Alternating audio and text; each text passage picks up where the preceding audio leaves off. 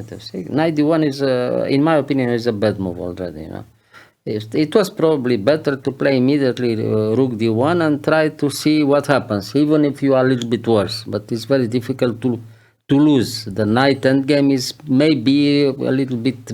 So if he plays rook d1, you will take. It's a small edge for black again, but it's very difficult to prove that, to show that you are lost. You are better with black, but it's a long way to try to win. So after rook d1, you will exchange the rooks? More or less, Paul. Not even game, but better chances than in our game. Okay. Knight d1 a little bit too passive anyway. Why? You'll see why. Because after knight f2, knight c3, again, he lacks counterplay here. Again. And the knight from c3 is very, very strong. You'll see. The knight moves around like this in every position. And, it's weakness after weakness all the time. Small weaknesses, but finally it will be decisive weakness. Deciding up. Yeah. g5 already, the good moment. And now, again, he had to be quiet, but he couldn't, decide to do this. You have to play quietly g3 here. Why not after g3? Well, he took in g5, but when he takes in g5, the position is almost the same as before, but better for black because now you have the passed pawn on e file. Yes. That proved decisive later on, you see, in any endgame. Now you take back in g5 and knight d3. Okay, after knight d3, again, we have the position that you had before, but already better for black, because we moved to another position, different kind of position, where we have the free pawn on e file. Later on, that gives a big edge for black, you'll see. Now again, we have to move around. Knight c5, knight g4, very strong move again. You don't have time to take on b7 because you lose in h2 and you can lose the rook or the knight later on, you see. So you have to play some other move, what? Rook e1. So you give us the pawn? Now if you take in h2 is not good, because if you take in h2 is check, after king g3, he attacks the knight, you have to move back, and then he has time to take in e6, and white is better. So you have to play e5, but e5 is very good, very strong move.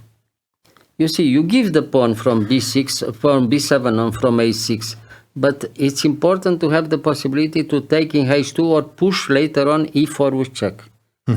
Or come later on with the rook in d2, very strong edge. He cannot. He can play h3, but after h3, you can play rook c6 or e4 check. In both cases, black is better, clearly better. Okay. So you actually can push the e4. Yeah. We played this first. Now, if you take in g4, you lose at least one pawn, because takes in g4 with check. You have to move the king, and you lose the knight in c5, and the advantage is decisive for black. You lost the pawn, and the endgame is lost for white. b4, okay, he doesn't give anything, and now, again, he play with check. Now he has to move the king, to e2, of course, now. And now you go away with the knight. But you have, for endgame, this is very important. We have already the pawn in e4.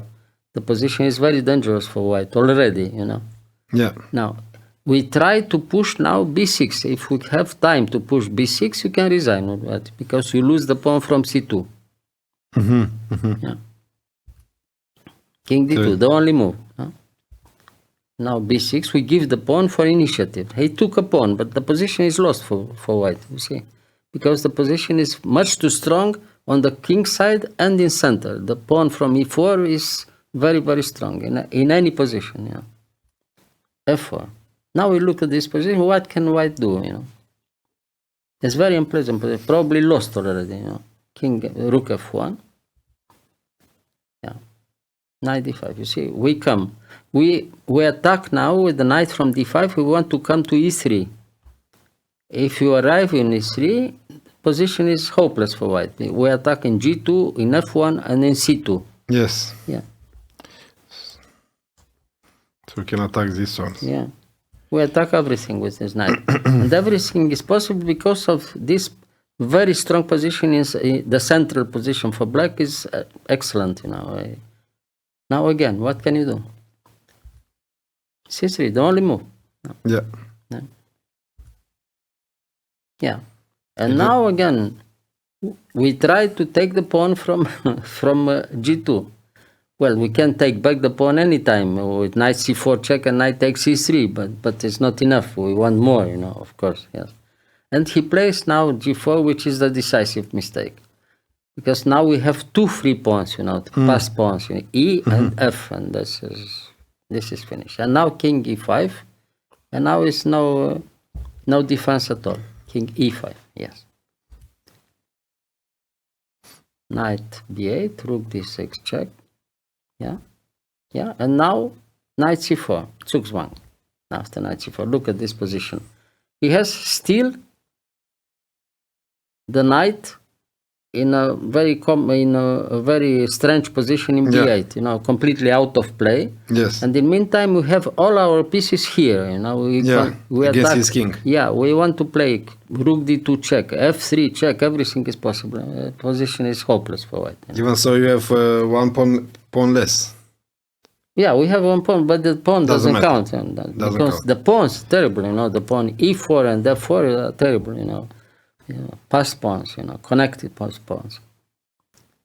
Here he could resign. He played B5, but afterwards it's finished completely.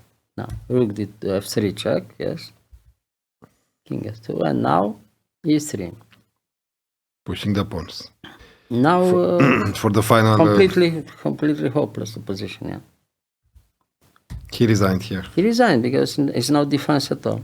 But you saw it, out of nothing, for a very, very small edge, black finally could have more and more and more, and finally decisive advantage. So if he comes here, for example, with... Boy, what can he play? Knight C6. Check. King F4. King F4? Yeah. So and now the only move is knight D4 because the threat is also rook D2. And knight D4 wins immediately. We can, the position is so bad for white that we can take in D4, and when he takes back, it's not. Yeah. And now knight D2 check and finish. Knight D2 check, King G1 and F2 check. Correct. Yeah. Terrible. The pawns are so strong that everybody could win. Even first category player wins against a very strong grandmaster. True. Yeah. True. Yeah.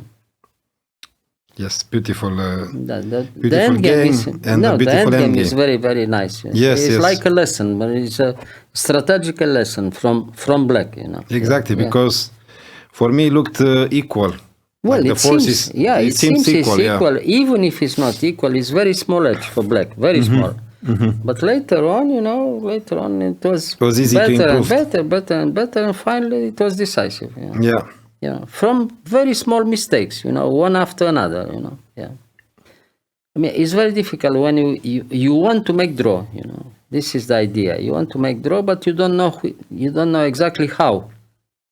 And if you make 2-3 small mistakes, it's enough, Yeah. Yeah.